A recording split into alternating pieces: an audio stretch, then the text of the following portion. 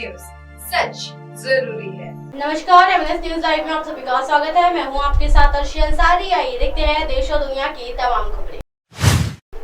अजित पवार की एंट्री से बीजेपी में खुशी तो शिवसेना में टेंशन क्यों?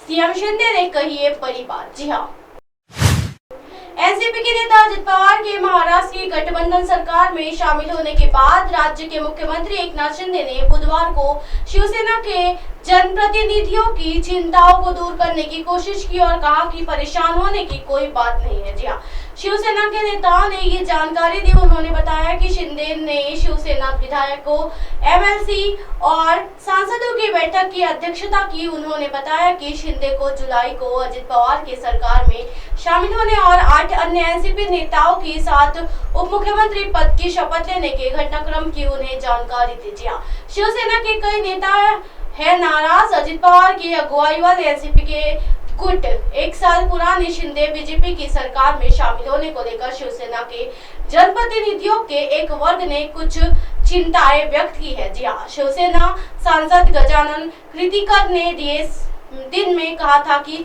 महाराष्ट्र मंत्रिमंडल अजित पवार को नेतृत्व वाली एनसीपी समूह के शामिल होने से मंत्री पद की चाह रखने वाले बीजेपी और शिवसेना के नेताओं की संभावनाएं धूमिल हो गई है। जी हाँ, और उनमें से कुछ नाराज है तथा मुख्यमंत्री शिंदे इस भावना से अवगत है। बैठक में क्यों हुई चर्चा? बदले हुए राजनीतिक समीकरण के बीच बुधवार रात को शिवसेना विधायकों के सांसदों ने दक्षिण मुंबई में शिंदे के अधिकारियों आवास वर्षा में एक बैठक में शिरकत की। पार्टी के सांसद ने कहा, बैठक में कई मुद्दों पर चर्चा हुई, जैसे सांसद के साथ साथ राज्य विधानमंडल का मानसून सत्र और पार्टी के गठबंधन को मजबूत करना। पार्टी के एक अन्य सांसद ने कहा कि शिंदे ने पूछा गया था कि उन्हें एनसीपी में अचानक हुई घटनाक्रम के बारे में पता था, जिस पर उन्होंने हाँ में जवाब दिया। सांसद ने कहा कि राजनीतिक घटनाक्रम बहुत तेज गति से हुआ, जिसके कारण शिवसेना के जनप्रतिनिधियों को उस बारे में पहले से सूचित किया जा सका। सांसद ने कहा कि मुख्यमंत्री ने इस बात पर जोर दिया कि अजित पवार के नेतृत्व वाले एनसीपी समूह के सत्तारूढ़ गठबंधन में शामिल होने से पार्टी जनप्रतिनिधियों को ही मदद मिलेगी। शिवसेना के एक एमएलसी ने बताया, उन्होंने यानी मुख्यमंत्री ने कहा कि चिंता की कोई बात नहीं, क्योंकि बीजेपी और शिवसेना 1 साल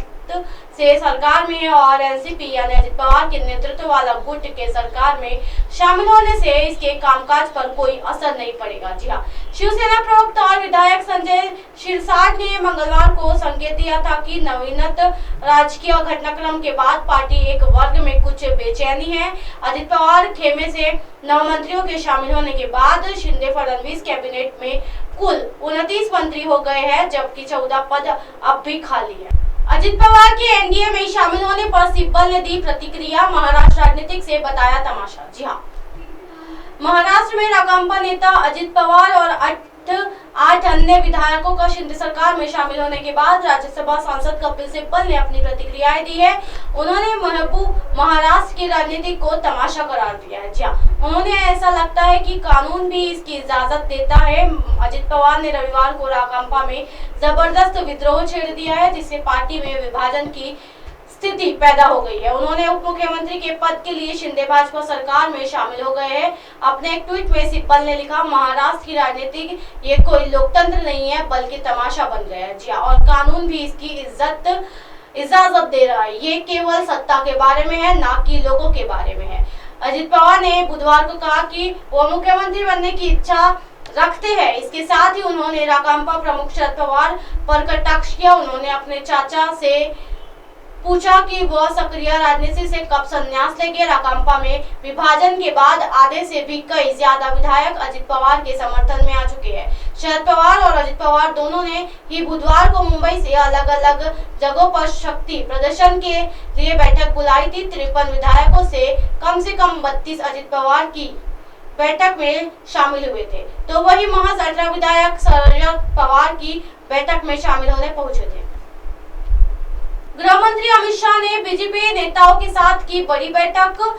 प्रदेश में होने वाले चुनाव के चलते प्रदर्शन कार्यालय में बीजेपी की बड़ी बैठक खत्म हुई। जी हां, चुनाव की रणनीति के चलते गृह मंत्री अमित शाह ने छत्तीसगढ़ बीजेपी नेताओं की बैठक ली है। गृह मंत्री अमित शाह द्वारा बैठक में मौजूद हुई मुख्यमंत्री डॉक्टर रमन सिंह, नेता प्रतिपक्ष नारायण चंदेल धर्माल कौशिक मीटिंग से बाहर निकल दिए गए। जी हां, जानकारी के अनुसार इस बैठक में आगामी चुनाव को लेकर पूर्वी राजनीति तैयार की गई है। दरअसल गृह मंत्री अमित शाह द्वारा रखी गई इस आम बैठक में प्रदेश प्रभारी मधुर, गृह मंत्री केदार कश्यप, नितिन नवीन, अरुण सावंत, अजय जयवाला केंद्रीय गृह मंत्री के साथ शामिल थे। वहीं पूर्व नेता प्रतिपक्ष धर्म लाल कौशिक ने बताया कि केंद्रीय गृह मंत्री अमित शाह के साथ आज की बैठक आगामी विधानसभा चुनाव को लेकर हुई है। जी हां, जिसमें बताया गया कि कैसे चुनाव लड़ना है, कैसे चुनाव जीतना है, इससे लेकर सार्थक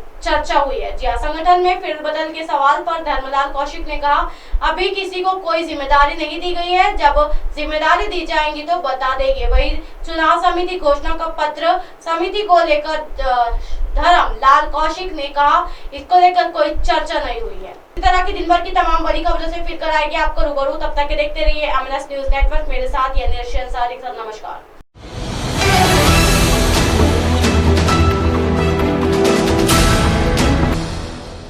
ये है एमएनएस न्यूज नेटवर्क और आप देख रहे